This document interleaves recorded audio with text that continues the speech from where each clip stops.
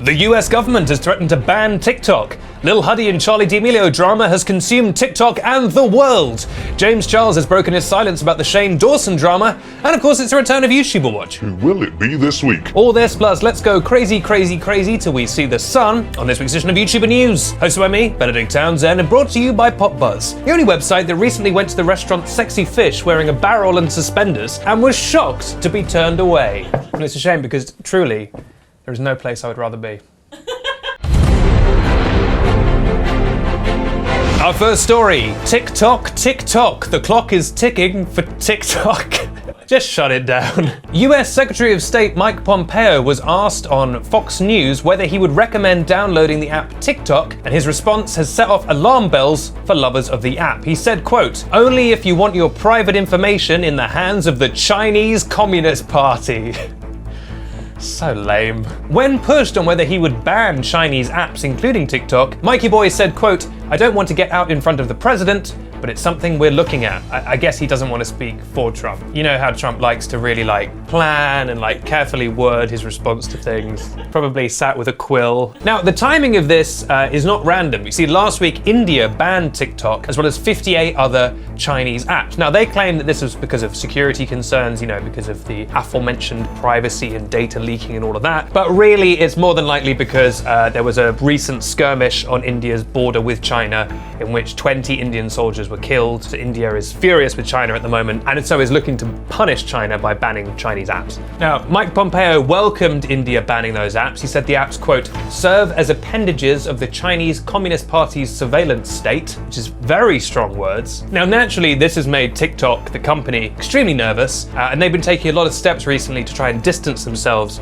from the Chinese government. They insist they're not linked to the Chinese government. For example, TikTok announced that it would leave Hong Kong, quote, "within days," after a very strict new law was brought in by the Chinese government. YouTuber News, your #1 source for international politics news, apparently. You've learnt more about China in this one segment than you'll get from any other YouTube show. Keemstar barely touches this stuff. They followed Twitter, Facebook, and WhatsApp, who all said they would not hand over data to the Hong Kong government. Facebook and WhatsApp are the same companies, that's just Facebook, and they all famously harvest data. So basically what they've said there is, listen, we've got all this data, but we're not gonna give it to you. You guys dig in. A representative from TikTok wrote to the Indian government recently saying, quote, "I can confirm that the Chinese government has never made a request to us for the TikTok data of Indian users. If we ever do receive such a request in the future, we would not comply." In a statement to Reuters news agency, TikTok said, quote, "We have no higher this is a quote from TikTok, so they said, "We have no higher priority than a safe and secure experience for our users. We have never provided user data to the Chinese government, nor would we do so." Didn't give the data, even if they asked. So, it seems the fate of TikTok hangs in the balance. Will it be banned? No, definitely not. Makes far too much money, and that's all that matters. Our second story. There's big drama in the TikTok world right now involving Charli D'Amelio, Chase Hudson, Lil Huddy, and Nessa Barrett. Who's Nessa Barrett? And I've got all the scoops and all the information. I, a grown man, have sat down and waded through all this nonsense to try and make it understandable for you. You're welcome. So let's dive headfirst into what's happening in the various TikTok houses. So on the 7th of July, multiple famous TikTokers all unfollowed Chase Hudson, aka Lil Huddy, on social media. One of them, Jaden Hostler, tweeted, "I don't do things for attention."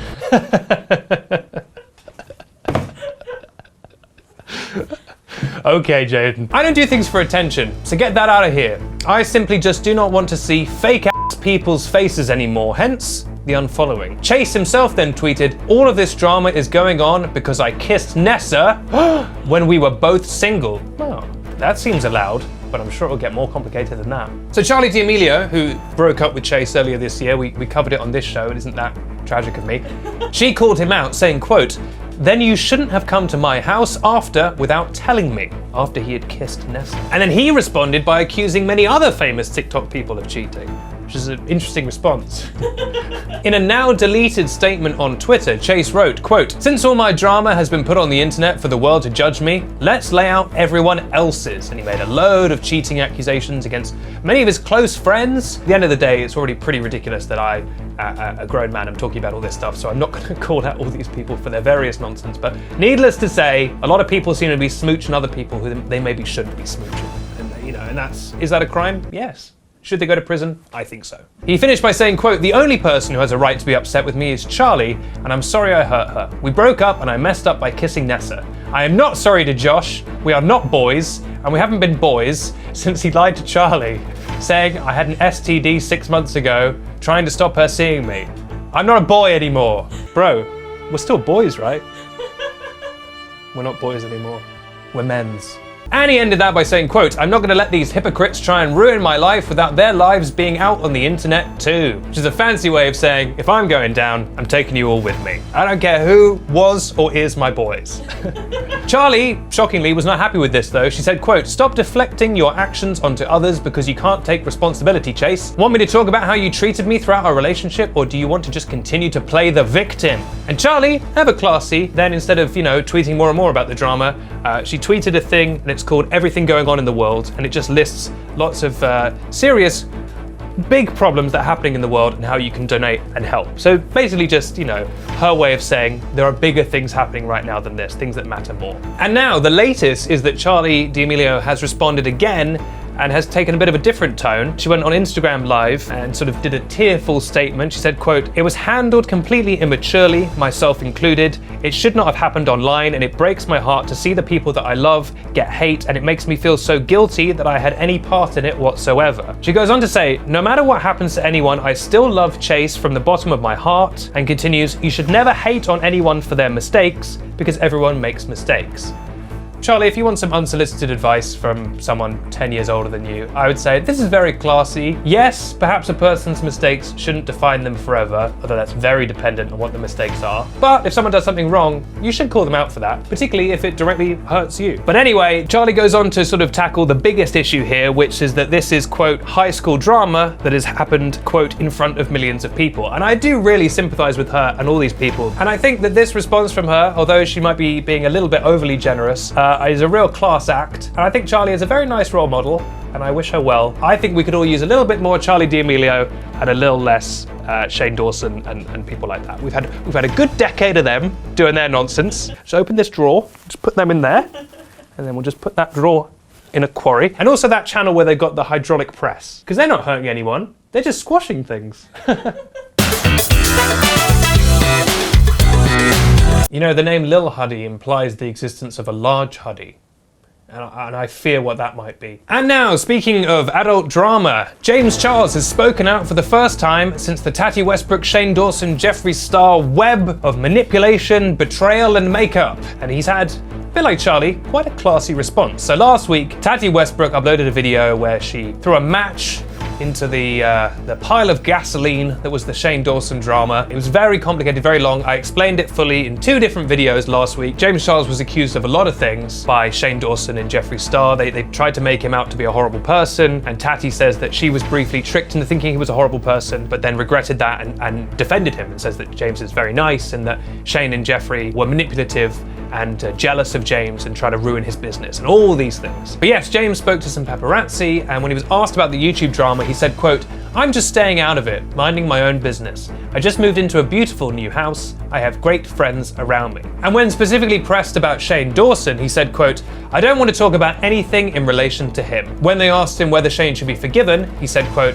"I think it should be looked at on a case-by-case basis and make sure that people are changing actively." And he also confirmed that he hasn't spoken to Shane since all the drama unfolded. Now, the only other time he's alluded to the drama recently was on Twitter, where he tweeted, quote, "Morning, sisters.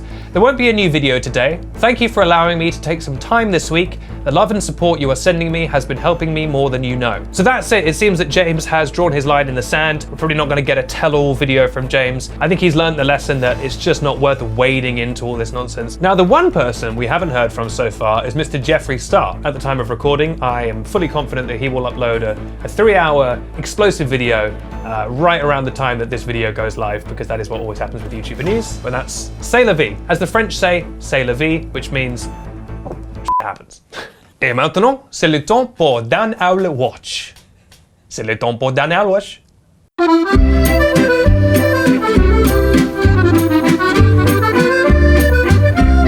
Welcome to Dan Hal Watch. What's Dan been up to this week? Well, as you might remember, Dan, Hal, and the rat, this very rat here, went on an adventure to a factory where they make factories that make other factories. And they'd met the explosive and enigmatic owner of the factory, Tim Factory, and they'd got into a room, and Dan had got his shirt snagged on a piece of machinery, and he was about to fall into the machine and be made into a factory himself. Dan, no! Screamed the rat. Help me, please, said Dan, as he was being lifted into one of the many machines that makes the hinges for some of the emergency exits for some of the factories. Don't worry, I will save you, screamed Tim Factory, and he clapped his hands twice, and then thrice. And a little army of small people, 1 foot tall, came into the room, and they started singing a song. What happens when you make a factory?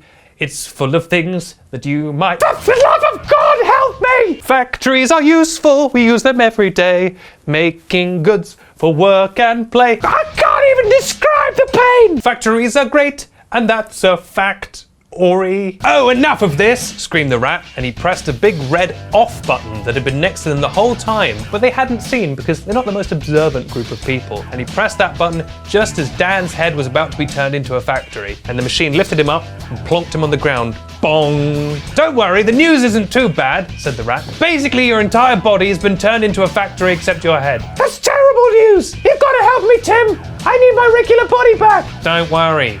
I did plan for this eventuality. We'll have to take you into an experimental new wing of this factory. And the little workers heaved Dan onto a trolley and wheeled him into the experimental part of the factory, where his fate would be decided. Dum dum dum. Wow, what a dramatic episode of Dan Hal Watch. I hope Dan's alright, but the only person who can really decide is you. It's time for a vote. On Snapchat, you can vote by swiping up. On YouTube, you can vote by clicking the little eye next to my head here. Do you want Dan to 1. Be restored back to life to his regular self, or 2. Just be turned into a factory? This is probably the most consequential vote you've ever been given, so vote carefully. I'm Benedict Townsend, and this has been YouTuber News, which airs every week on the YouTuber News YouTube channel and also on Snapchat Discover. You can also catch YouTuber News, the podcast, every Tuesday on all good podcast platforms. I'll be back next week with all the latest YouTube news and TikTok news so that you can keep up with who is whose boys and who are not boys anymore. And you can also catch me next week on the PopBuzz Guide, where I'll be filling in for my good friend and sadly now convicted criminal, Kat Warner, on the show All the Shit You Missed This Week. You can find that on Snapchat on the PopBuzz Guide channel. It's like a bit like YouTuber News, but about news that's not about YouTube, except for the many recent episodes where they do cover YouTuber News, even though I keep asking them not to do that.